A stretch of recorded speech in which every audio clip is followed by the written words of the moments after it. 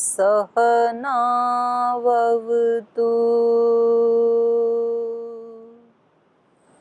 सहनौ भुनक्तु सह वीर्यं करवावहै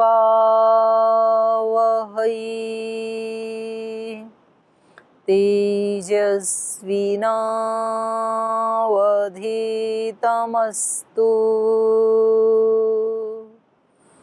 मा विद्विषावहै। ओम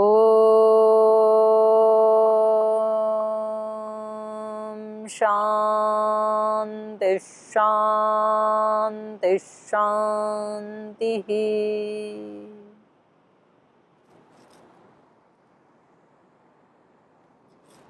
कल वाले ही प्रसंग को आगे बढ़ाते हैं।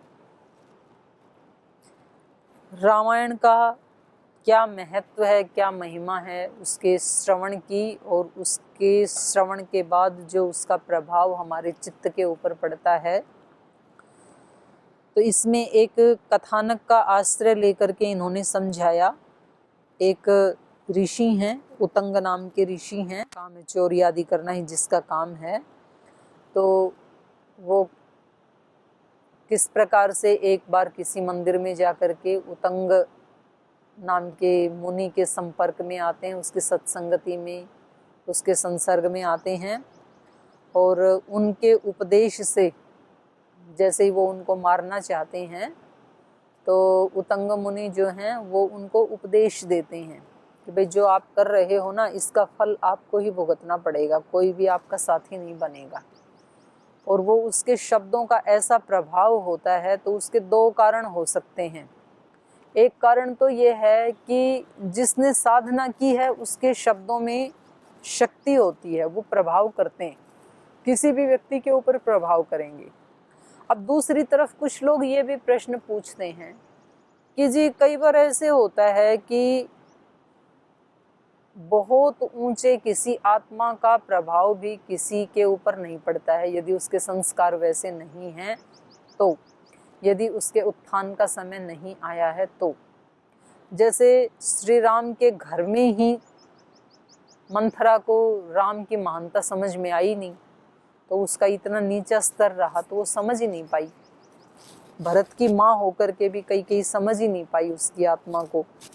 तो इसके लिए एक उदाहरण देते हैं कि जैसे चिकना घड़ा है, उसको चाहे 10 फीट नीचे पानी में भी गाड़ दें और फिर उसको बाहर निकालें तो पानी की एक बूंद भी उसको टच नहीं करती है, क्योंकि वो इतना चिकना है, उस पर एक बूंद भी लगेगी नहीं, वो वैसा का वैसा बाहर आ जाएगा जैसा डाला था। कबीरदास जी का दोहा है एक, नो नेजा पानी चढ़े ताही न भीगे शरीर। तो सत्संगति से कुछ नहीं होता है जब तक अपने संस्कार ना हो, ऐसा भी कुछ लोगों का मानना है। तो यहाँ माने इतने से उनके उपदेश से, इतनी मात्र सत्संगति से उनको इतना पश्चाताप होना और उनका जीवन ही बदल जाना, तो कहीं ना कहीं ये भी कहा जाएगा कि उनके भी पिछले जन्मों के कोई पुण्य कर्म जो है, पुण्यात्मक जो कर्माशय है, उसके परिपक्व होने का समय आ गया, वो विपाक को प्राप्त हो गया। वरना तो कई बार हम ऐसी घटनाएं हमारे जीवन में आती हैं, बहुत ऐसे अच्छे अच्छे उपदेश भी सुनते हैं लेकिन सुन के फिर भूल जाते हैं। लेकिन कई बार पिछले जन्मों का कोई ऐसा पुण्य कर्म उदय होने वाला होता है कि कोई छोटी सी घटना जीवन को बदल देती है। कोई छोटी सी घटना घटित हुई और व्यक्ति का जीवन ही बिल्कुल ही शीर्षासन हो गया। अच्छा भी बन सकता है, बुरा भी बन सकता है।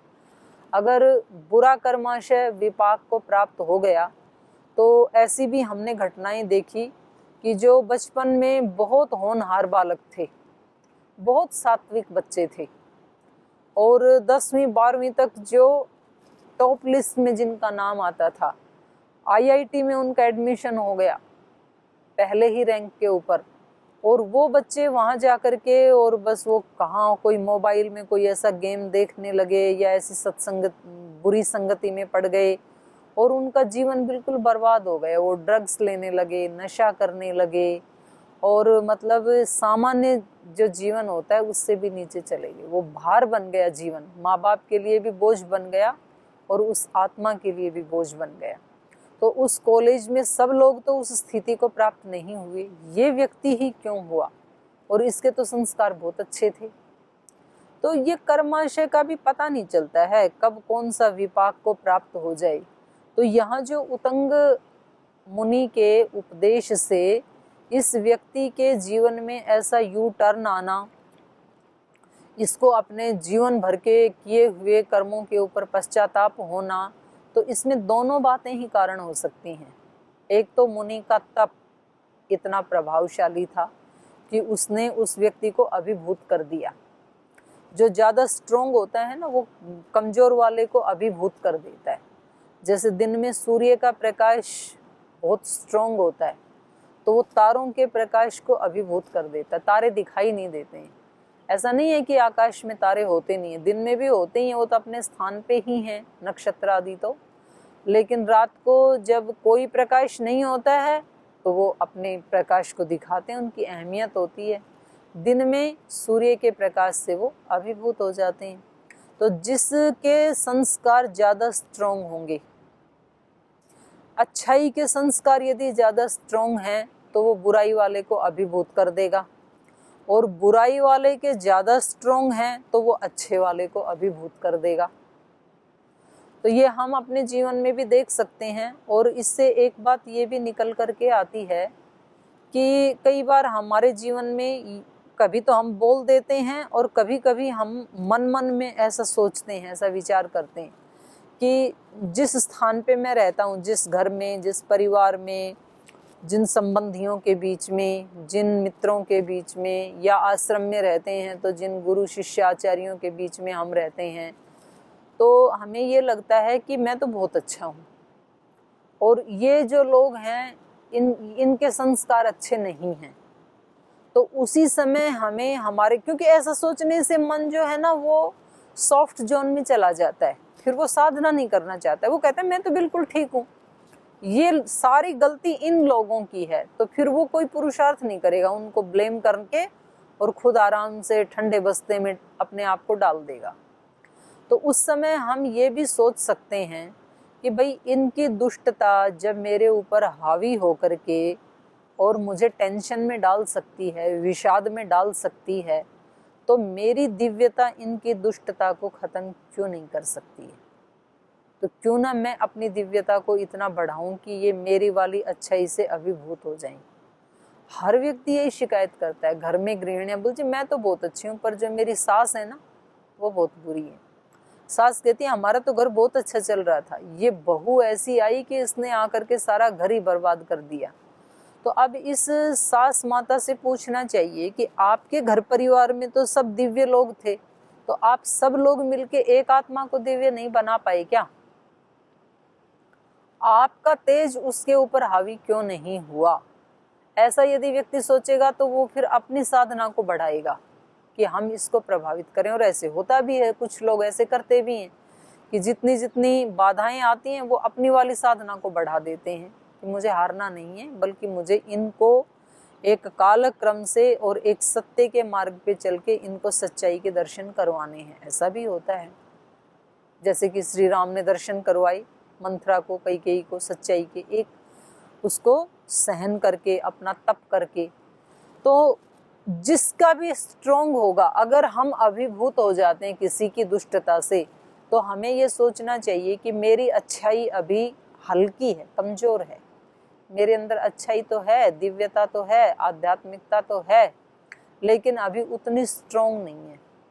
मैंने अपनी दिव्यता जो है वो एक छोटे से विचार के बदले में ही नष्ट करने के लिए मैं तैयार हूँ। किसी ने एक विचार दिया कि आप तो ऐसे हैं, और आपको संसार में बिल्कुल विपरीत विपरीत विचार मिलेंगे। मतलब एक व्यक्ति आपको कहेगा कि ये आप तो त्याग की, समर्पण की, सादगी की साक्षात मूर्ति हैं, और दूसरा व्यक्ति आपको कहेगा कि इनको तो सारे संसार के तरह तरह के भोगों का बहुत शौक है। उसी व्यक्ति को, वही जीवन जीते हुए, एक व्यक्ति आपको कहेगा कि आप तो बड़े निरभिमानी हैं, आपको तो अहंकार छू भी नहीं गया, बड़ा सरल जीवन है आपका। और दूसरा व्यक्ति कहेगा कि इनके अंदर और तो सब कुछ ठीक है, पर इनका अहंकार 7वें आसमान पे रहता है, तो घमंड बहुत है।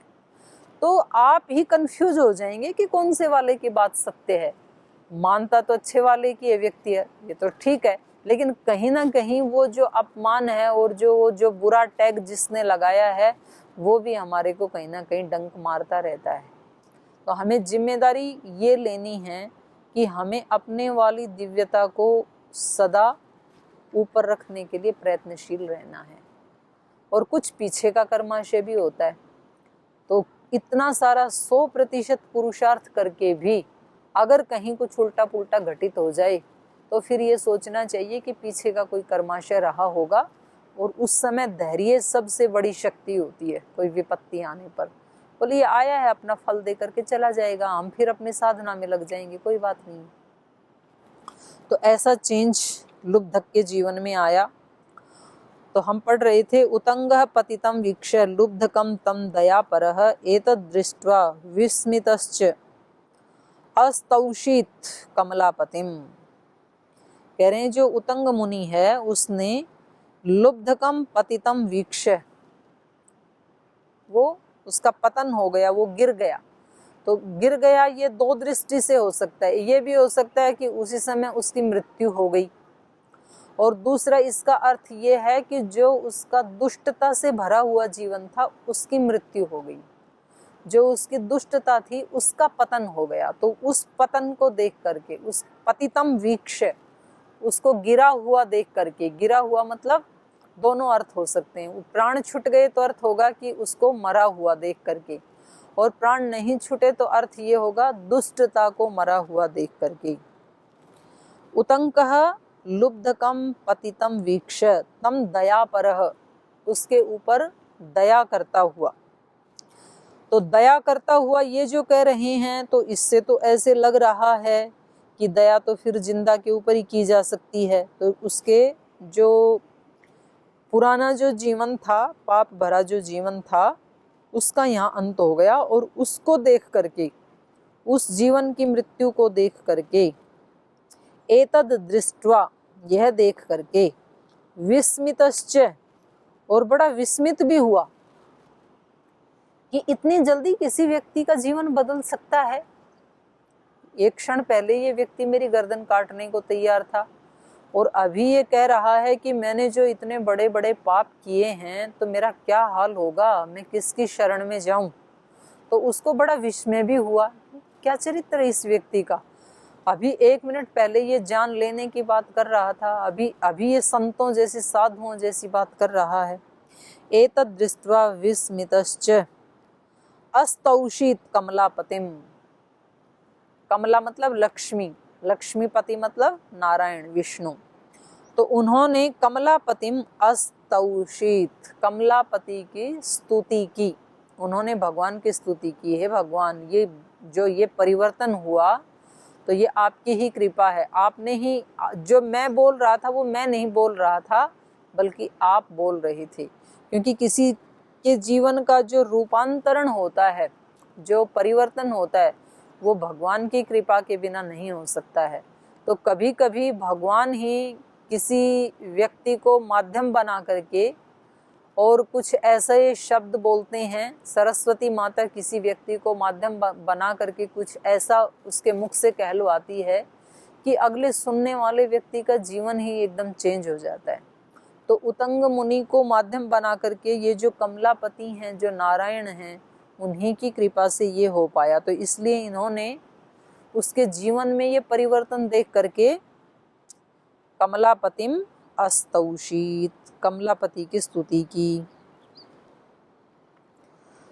कथां रामायणस्यापि श्रुत्वा च वीतकल्मषः दिव्यं विमानमारुह्य मुनिम् एतद्दथ ब्रवीत् विमुक्तस्त्वत्प्रसादेन महापातकसङ्कटात् तस्मान्नतोऽस्मि ते विद्वन् यत्कृतं तत् क्षमस्व मे। तो यहाँ और स्पष्ट हो गया उसके ऊपर जो पतितम कहा था वो उसके भ्रष्ट जीवन का पतन था, न कि उसकी मृत्यु थी। तो यहाँ ये कह रहे हैं कथा रामायणस्यापि श्रुत्वा, तो जैसे उनके वचनों को सुन करके उसके भ्रष्ट जीवन का पतन हो गया, वो जो बुरा जीवन था उसका जैसे नाश हो गया, ऐसे ही रामायणस्य कथाम अपि श्रुत्वा, रामायण की कथा सुन करके भी वीत कल्मषः, ये जो मनुष्य है ये कल्मष से पार चला जाता है। वीत माने विगत, विगताः कल्मषाः यस्मात् स वीत कल्मषः, कल्मष मतलब पाप, बुरा आचरण। तो जैसे उस मुनि की बातें सुन करके लुब्धक के पतित जीवन का, बुरे जीवन का नाश हो गया, उसी प्रकार से रामायण की कथा भी श्रद्धा भक्ति से सुनने पर ये प्राणी वीत कल्मष हो जाता है। तो उन्होंने रामायण का सार भी कह दिया अपने शब्दों में।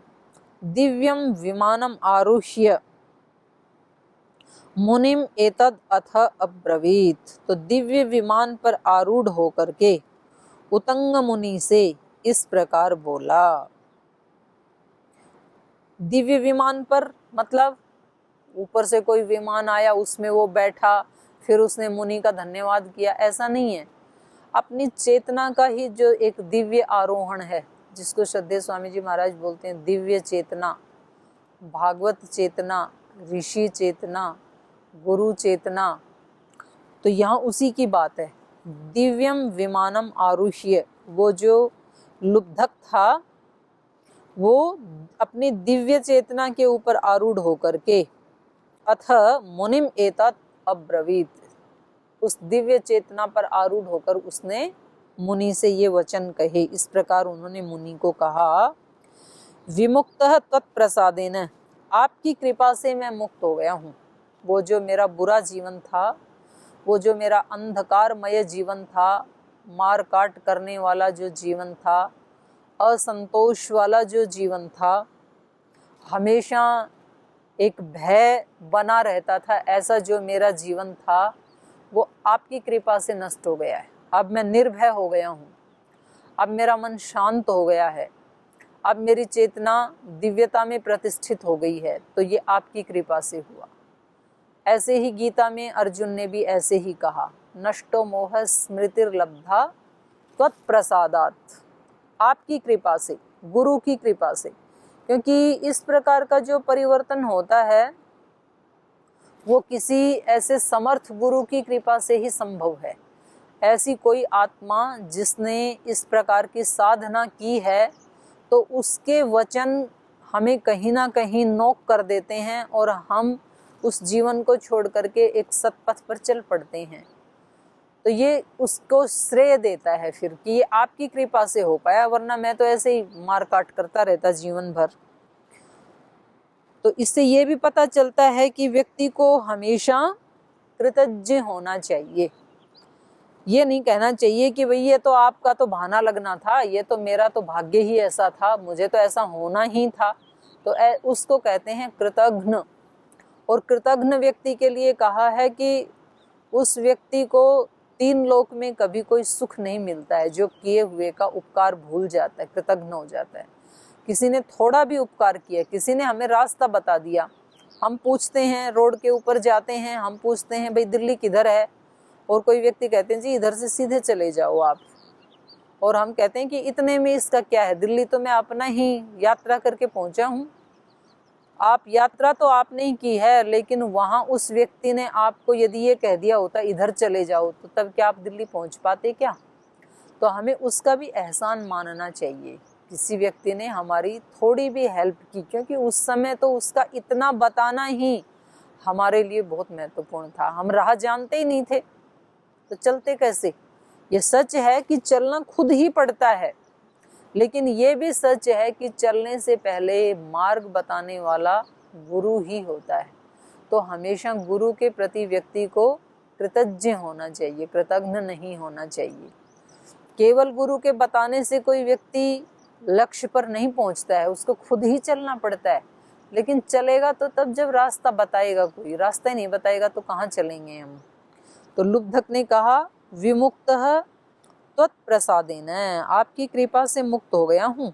महापातक संकटात, महापतन करने वाला जो संकट था, क्योंकि अब मैं, आप यदि मेरे को ये उपदेश नहीं देते तो मैं आपकी गर्दन काट देता। तो एक तो मेरे को ब्रह्म हत्या का पाप लगता और उसके बाद मैं चोरी करता, तो दूसरा मेरे को चोरी का पाप लगता, और तीसरा मंदिर से चोरी कर रहा हूँ तो ये उससे भी बड़ा अपराध होता, तो ये तो महापातक हो जाता। तो आपकी कृपा से, आपके प्रसाद से महापातक संकटात विमुक्तः, महान पतन करने वाले संकट से मैं मुक्त हो गया हूँ। तस्मात् नतोऽस्मि ते विद्वन, इसलिए हे विद्वन, हे महात्मन, हे ऋषि, हे गुरुदेव, ते नतोऽस्मि, मैं आपके सामने नतमस्तक हूँ, आपके प्रति कृतज्ञ हूँ, आपके प्रति झुका हुआ हूँ मैं, बड़ी कृपा की आपने मेरे ऊपर। तो इस प्रकार की कृतज्ञता व्यक्ति के जीवन में जितनी आती जाती है उतना ही वो ऊंचा उठता जाता है, क्योंकि अगला व्यक्ति भी तो फिर अपने सारे आशीर्वाद उड़ेल देता है उसके ऊपर। तो झुकने का बहुत लाभ बताया है। गाय अपने सगे बच्चे को भी, बछड़े को भी दूध तभी पिलाती है जब वो आगे के दोनों घुटने टिका देता है। जब तक वो छोटा होता है तब तक तो वो ऐसे करता है, वो अपनी माँ के पास जाता है, आगे के दोनों घुटने टिका देता है और गाय के स्तन से दूध अपने आप बहने लगता है, फिर गाय रोक नहीं पाती है। लेकिन जैसे ही बछड़ा बड़ा होता है, घास खाने लगता है, तो उसको लगता है कि मेरा जीवन तो घास पे चल रहा है।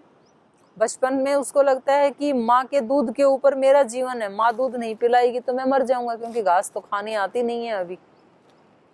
लेकिन जैसे थोड़ा बड़ा हुआ तो उसके सींग निकल आते हैं फिर, और जब वो वहां जाता है तो वो अपनी माँ को सींग मारता है। फिर तो जैसे ही वो अपनी माँ को सींग मारता है, उसकी माँ फिर उसको लात मारती है, दूध देती नहीं है, वो उछल के उधर चली जाती है। अपनी ही माँ है, वही माँ है, वही बच्चा है, तो ये अंतर क्यों आ गया, दूध क्यों सूख गया? क्योंकि अब बच्चे में अहंकार के सींग निकल आए हैं। तो जब हम अपने, जो हमारे कहीं स्कूल में, कॉलेज में, घर में जो हमारे बताने वाले, राह दिखाने वाले जो पथ प्रदर्शक थे, हमारे माता पिता थे या गुरुजन थे, भले ही उन्होंने हमें थोड़ा ही रास्ता दिखाया, पर जब हम उनके प्रति कृतज्ञ नहीं होते हैं, हमारे अंदर अहंकार आ जाता है, तो फिर उनकी कृपा के दरवाजे हम बंद कर देते हैं, वहाँ से उनकी कृपा आना बंद हो जाता है। और कभी कभी तो उल्टा भी हो जाता है, अकृपा आना शुरू हो जाती है। वो कहते हैं कि देखो इसको कितना घमंड हो गया, इसको राह हमने दिखाई और अब इसके तो वही अहंकार के सींग निकल आए हैं। तो वो फिर अपना दूध देना बंद कर देते हैं, अपनी कृपा, अपना प्रेम, अपने आशीष देने बंद कर देते हैं।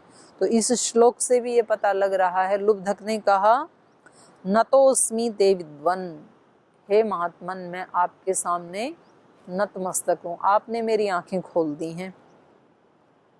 यत् कृतम तत् क्षमस्व में, इसलिए जो मैंने किया, मैंने तो आपके साथ अच्छा आचरण नहीं किया, आपने मेरी आंखें खोल दी, तो इसलिए अब मेरे को पश्चाताप है कि जो मैंने आपके प्रति किया उसके प्रति आप मुझे क्षमा कर दीजिए। गीता में अर्जुन ने भी यही कहा, जब उसको ज्ञान हुआ तो उनको बड़ा पश्चाताप हुआ, तो उन्होंने कहा कि हे भगवान, जब विराट रूप देखा ना कृष्ण का, उससे पहले तो वो ये समझते थे कि कृष्ण जो है वो मेरी बुआ के बेटे हैं, कुंती बुआ थी इनकी, भगवान कृष्ण की, तो इनको लगता था बस मेरा एक संबंधी है, और हाँ इतना है कि इसको थोड़ा सा आध्यात्मिकता का ज्ञान ज्यादा है, इसलिए ये मेरे को उपदेश सुनाते रहते हैं। और जब बाद में उनका विराट रूप देखा और उन्होंने ही वो दिव्य दृष्टि दी, और विराट रूप के बाद उनको साक्षात ब्रह्म का दर्शन हुआ। ब्रह्म का दर्शन होना, अब यहाँ पर ना कुछ लोग इसको विवाद कर देते हैं कि जी किसी मनुष्य में कैसे ब्रह्म के दर्शन हो सकते हैं। तो मनुष्य तो बहुत बड़ी रचना है, जिसको दर्शन होना है उसको तो एक परमाणु में भी ब्रह्म का दर्शन हो जाता है, क्योंकि वो तो कण कण में है, कहीं भी हो जाता है उसको। तो हम उनको एक मनुष्य मानते हुए भी, योगेश्वर मानते हुए भी उसमें ब्रह्म का दर्शन हो जाना, ये कोई मतलब कोई शास्त्र विरुद्ध बात नहीं है। हो सकता है, होना ही चाहिए, होता भी है। जब कण कण में होता है तो इतने बड़े मनुष्य में क्यों नहीं होगा। तो उन्होंने कहा मैं आपको कभी कृष्ण बोल देता था, कभी सखा बोल देता था, कभी यादव बोल देता था, आप मेरे उन सब अपराधों को क्षमा कर दीजिए, क्योंकि आप तो साक्षात ब्रह्म हैं। ऐसे ही यहाँ लुब्धक ने भी कहा। तो अब सूत जी कह रही हैं कि ये कथा जो है ये कौन सुना रहे थे, ये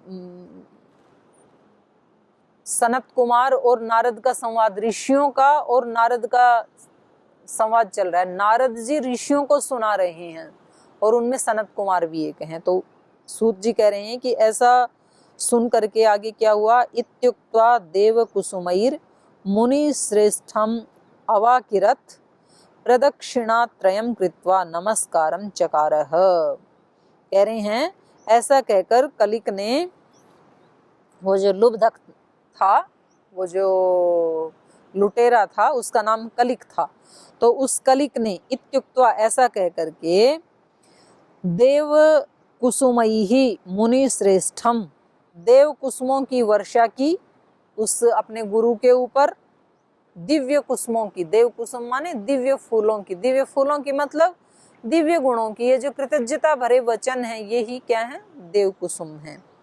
और त्रयम प्रदक्षिणा कृत्वा, 3 बार उसकी प्रदक्षिणा की।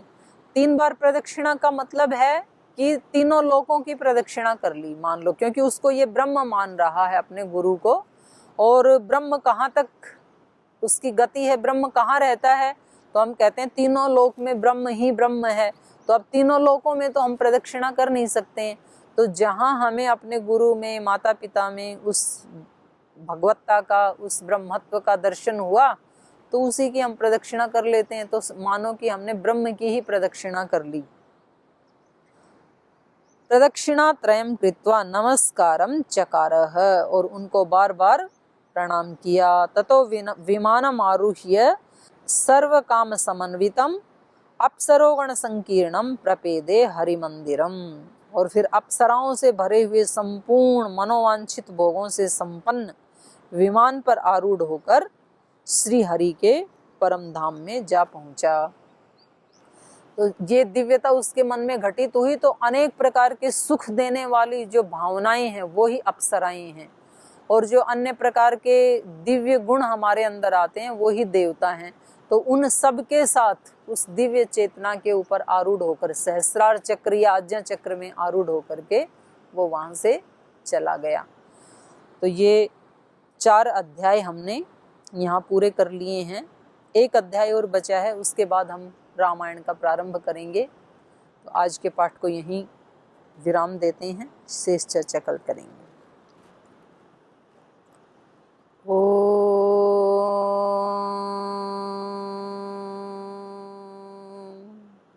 शांति शांति शांति। श्री गुरुभ्यो नमः।